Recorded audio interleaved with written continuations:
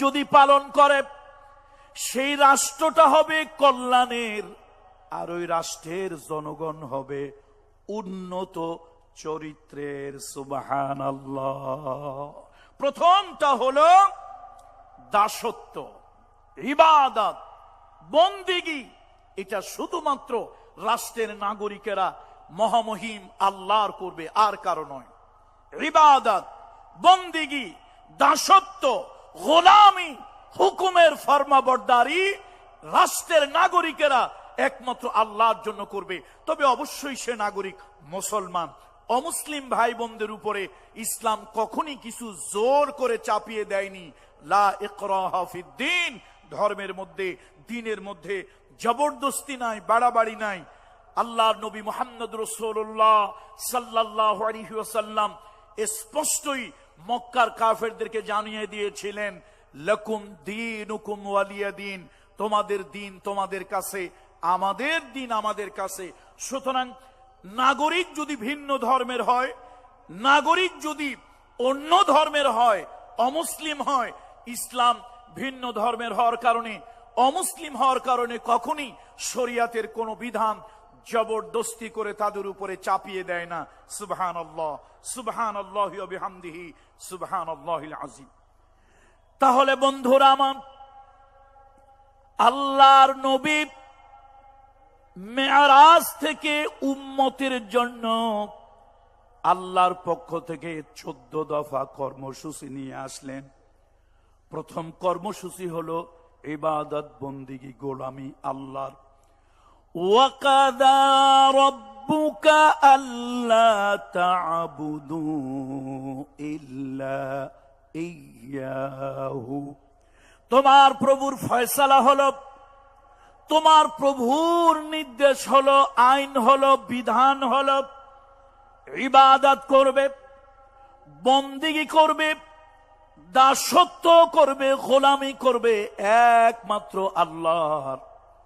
আল্লাহ ছাড়া আর কারো দাসত্ব, গোলামি, ইবাদত করবে না। কারোই নয়, কোন ব্যক্তির নয়, কোন মতবাদের নয়, মতাদর্শের নয়। মুসলমান কখনই কারো ইবাদত, কারো বন্দিগি, কারো গোলামি মুসলমান করতে পারে না। তার কারণ আমরা এই আকীদা, এই বিশ্বাস করি, আমাদেরকে সৃষ্টি করা হয়েছে শুধুমাত্র, কেবলমাত্র, একমাত্র আমাদেরকে ইবাদত, বন্দিগি, দাসত্ব, গোলামি করার জন্য। আল্লাহ তাআলা বলেন, ওয়ামা খালাকতুল জিন্না ওয়াল ইনসা ইল্লা লিয়াবুদুন, আমি মানুষ এবং জিনকে সৃষ্টি করেছি একমাত্র আমার ইবাদত করার জন্য, আমার দাসত্ব করার জন্য, আমার গোলামি করার জন্য।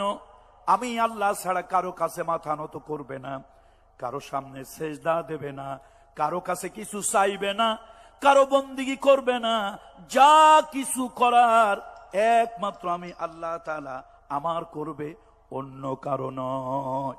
বন্ধুরা, আমরা যে যে মানহাজ, যে যে মাযহাব, যেই মাসলাকের লোক হই, হতে পারি হানাফি, হতে পারি শাফিঈ, হতে পারি আহলে হাদিস, হতে পারি সালাফি, যেই মানহাজ, যেই মাযহাবেরই আমরা হই না কেন, আমরা সালাতের ভিতরে আল্লাহর কাছে সূরা ফাতিহায় কি দোয়া করি বলেন তো?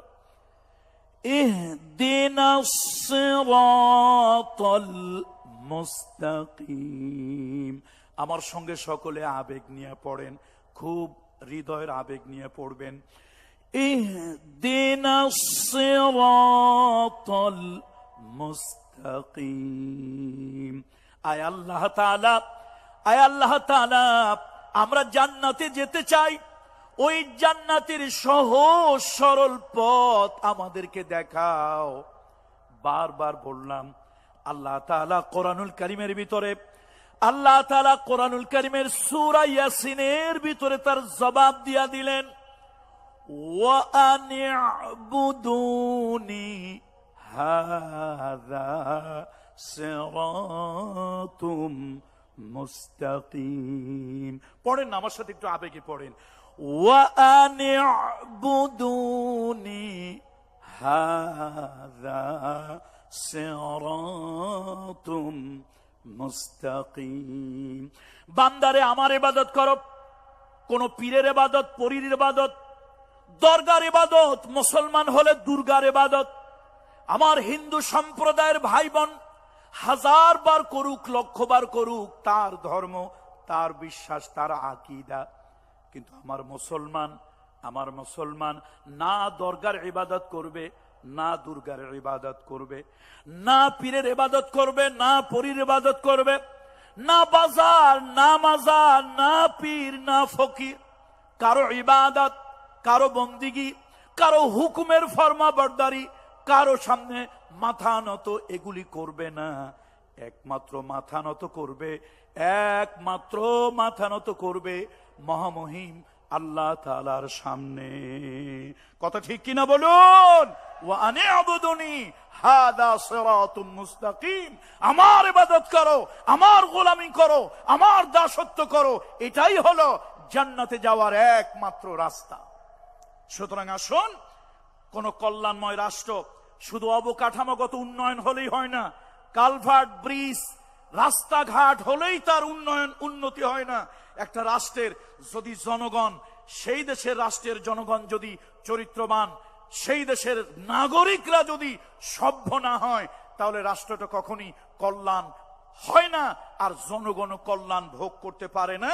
সুতরাং মুহাম্মদ রাসূলুল্লাহ ঊর্ধ্বলোকে গিয়েছিলেন, মেরাজে গিয়েছিলেন, সহজ বাংলায়, গ্রাম্য বাংলায় বলি, আল্লাহর বাড়িতে বেড়াতে গিয়েছিলেন, আর আল্লাহ তাআলা তাকে হাদিয়া দিয়েছেন উম্মতের কল্যাণের জন্য। মদিনায় গিয়ে তিনি একটা রাষ্ট্র স্থাপন করবেন, সেই রাষ্ট্রের কল্যাণ, নাগরিকদের উন্নত চরিত্রের জন্য আল্লাহ তাআলা দিয়ে দিলেন 14 দফা কর্মসূচি, 14টা কাজ দিয়ে দিলেন। আমরা দেখেছি পৃথিবীতে অনেক নেতা, অনেক পলিটিক্যাল রিভুলার, সোশ্যাল রিভুলার, বঙ্গবন্ধু শেখ মুজিবুর রহমান, শহীদ প্রেসিডেন্ট জিয়াউর রহমান, আব্দুল হামিদ খান ভাসানী, শহীদ সারওয়ার্দী, এরকম